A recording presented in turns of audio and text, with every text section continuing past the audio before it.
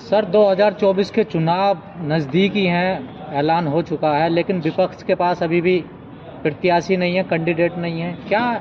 कैसे हरा पाओगे आप लोग मोदी को?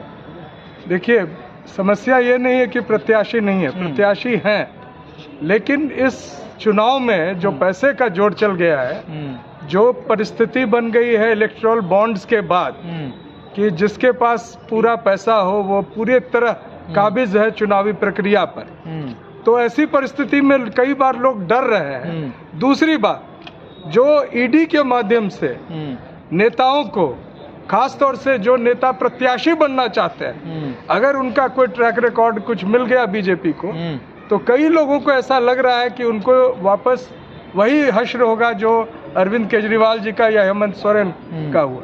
तो आप चाहते हैं भ्रष्टाचारी भी चुनाव लड़ें? हम ये पूछ रहे हैं कि चुनाव में इलेक्टोरल बॉन्ड्स में FIR लॉन्च हो और सारी की सारी भ्रष्टाचारी जनता पार्टी यानी बीजेपी वो सारे अंदर जाए, जेल में जाए। हम तो ये मांग कर रहे हैं। ऐसा तो विपक्ष वालों पे मिल रहा है।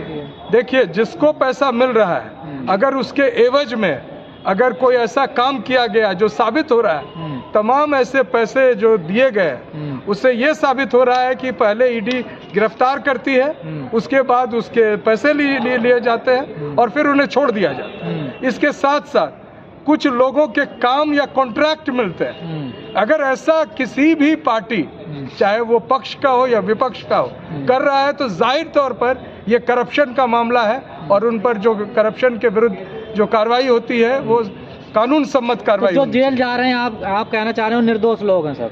हम ये कहना चाह रहे हैं कि ईडी के पास जो रेट ऑफ कन्विक्शन है वो 0 पॉइंट समथिंग है। उन्होंने क्या किया कि जितने केस हो गए समाप्त, उसमें उन्होंने अपना रेट ऑफ कन्विक्शन दिखाया।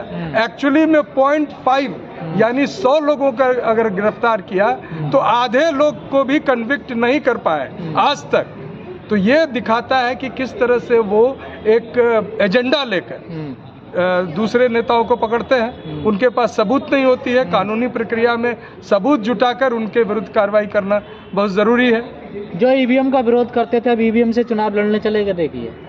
देखिए, इस शब्द का मैं अभी प्रयोग नहीं करूंगा, लेकिन मैं मानता हूं कि चुनावी प्रक्रिया से भागना हमारा कोई घोषणा कभी नहीं था। हम ये कह रहे हैं कि चुनावी प्रक्रिया को बेहतर बनाया जाना चाहिए और सबसे बड़ा स्टेक होल्डर कौन है? जनता।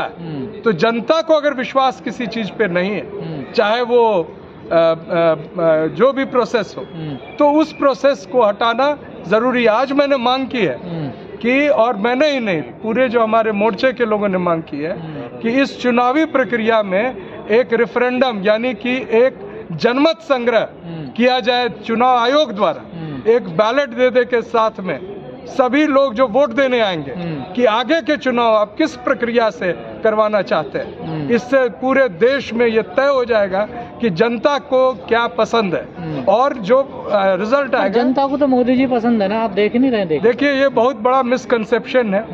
जो हाल अभी है, आप ही लोग के माध्यम से हमारी बात पहुंचती थी और आप लोगों को भी स्ट्राइक झेलना पड़ रहा है, तो हमारी बात तो पहुंच नहीं पा रही है। पूरे अंतर्राष्ट्रीय दृष्टिकोण से भारत ने प्रोटेस्ट किया कुछ देशों पर कि अरविंद केजरीवाल के अरेस्ट पर अंतर्राष्ट्रीय टिप्पणी क्यों की गई। हर देश में जहां लोकतंत्र का हनन होता है, भारत भी उन देशों पर टिप्पणी करता है। तो सर, आप केजरीवाल जी के साथ में है या विरोध में है, या फिर? हम निश्चित तौर से संविधान के साथ हैं।